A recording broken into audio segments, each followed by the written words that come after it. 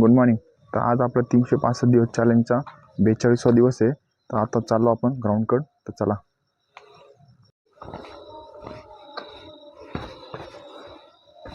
तर आज तारीख 13 तारीख आहे. तर 19 फेब्रुवारी शिवाजी महाराज जयंती. तेव्हा एकदम जबरदस्त सजवतं इथं. पहिले काही नव्हतं, आता तर लय भारी तयार केलेलं. पण लॉंग केलं 9 किलोमीटर. त्यांनी काय झालं, पायामध्ये थोडंसं पेन येत होता. तर काल आपण काय केले, मालिश केली. तुम्हाला सांगतो त्यावेळेस की एक पतंजलीचे तेल बघा 60-65 रुपयाला भेटतं पतंजली स्टोअरवर. ते पायाची मालिश केली तर पूर्ण अर्धे पाय 60% जेवढं पेन असतं तेवढं रिलीफ होऊन जातं. त्याच्यामुळे ती मालिश करणं सगळ्यात मेन गोष्ट आहे. हप्त्यातून 2-3दा करायची. त्याने कसं पायातलं सगळं जेवढं पेन असतं ना सगळा क्लिअर होऊन जातो आणि पाय एकदम नरम पडते. दुसऱ्या दिवशी वर्कआउटला लॉंग, अजून हिल ट्रेनिंग, हिल क्लाइम्बिंगला झालं तर मालिश करून जायचं तर सगळ्यात कम्फर्टेबल राहतं. कारण की पतंजली का म्हणतो, कारण की बाहेर मार्केटला पण दुसरे भेटते, पण पतंजली क्वांटिटी जास्त येते आणि त्याचं ऑइल थोडंसं घट्ट असतं, बाकीचं एकदम पातळ ऑइल असतं. त्याच्यामुळे म्हणलं पतंजलीचं स्वस्त पडतं आपल्याला आणि चांगली क्वालिटी. तो कधी पण आपण काही पण सुरुवात करत असलो ना तर स्टार्टिंगला एकदम तकलीफ होती लई. कारण की टार्गेट कंप्लीट होईन का नाही होईन काही सांगता येत नाही, असं मग वाटत नाही. पण एकदा तुम्ही हळूहळू जसं जसं एक एक स्टेप पूर्ण करशान, कन्सिस्टन्सी ठेवशान, तसं तसं तुम्ही टार्गेट कंप्लीट होत जातो तुमचा आणि तुम्हाला कॉन्फिडन्स येत जातो. तर ही गोष्ट नक्की लक्षात ठेवा. रिझल्ट आहे ना, रिझल्ट एक दिवसात नाही भेटत नाही, पण एक दिवस नक्की भेटतो. पण त्याला एकदम कन्सिस्टन्सी लागते माणसाला आणि एकदम पर डे वर्कआउट लागतो.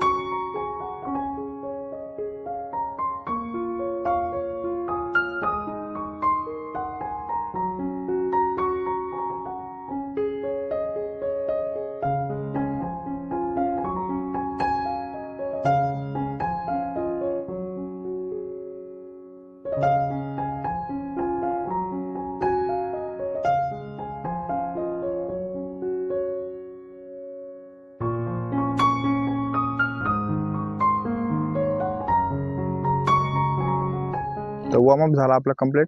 तर आता आज करणार आपण 3 किलोमीटर जॉगिंग करणार आहे. तर 3 ते 3.5 किलोमीटर जॉगिंग करू, कारण की आज आपलं ड्रिल वर्कआउट आहे. लई दिवस झाला ड्रिल वर्कआउट घेतला नाही आपण. बेसिक मुवमेंट चालू करू ड्रिल वर्कआउटचे, जे कोणते स्टार्टिंगचे. त्याच्यानंतर आपण हडलचे आणि लॅडरचे ड्रिल वर्कआउट ते नंतर चालू करू, पण स्टार्टिंगला बेसिक चालू करू.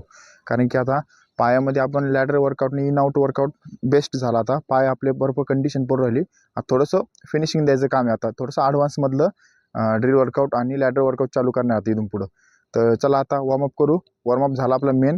थोडीशी वरती आलो, स्ट्रेचिंग करू आणि आता जॉगिंगला सुरुवात करू. तर चला.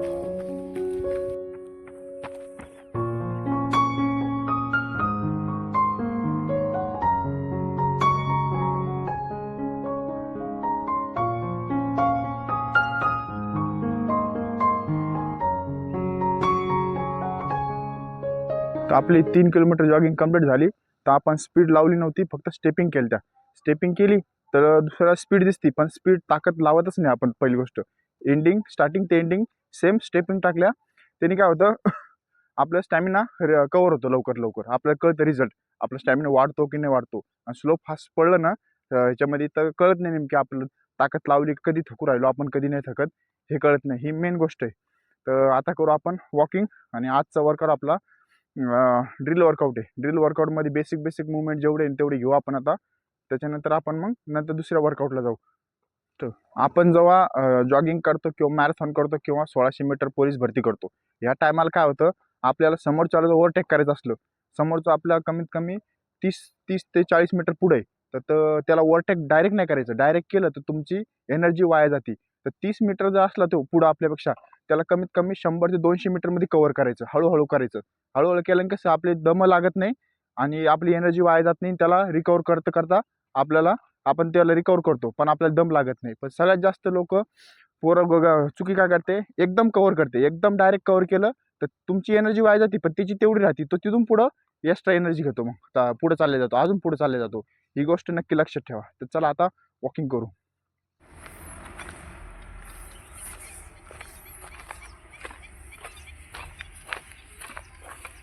झाली आपली कंप्लीट. चला आता ड्रिल वर्कआउट करतो, आजचा वर्कआउट.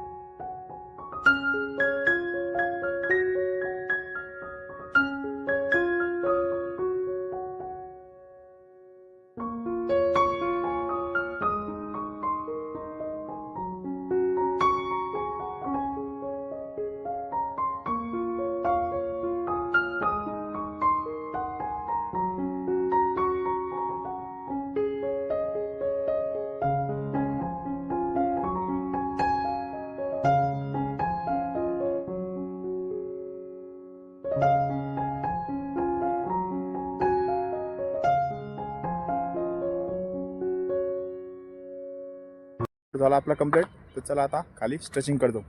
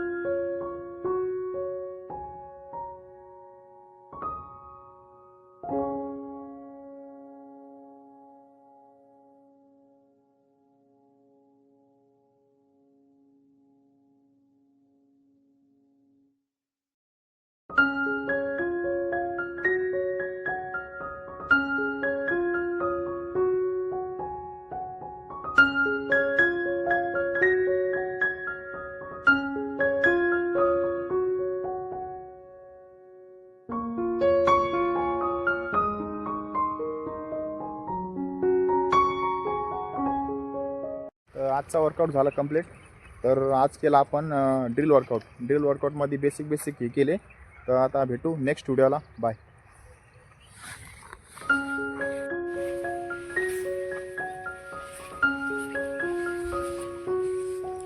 चले.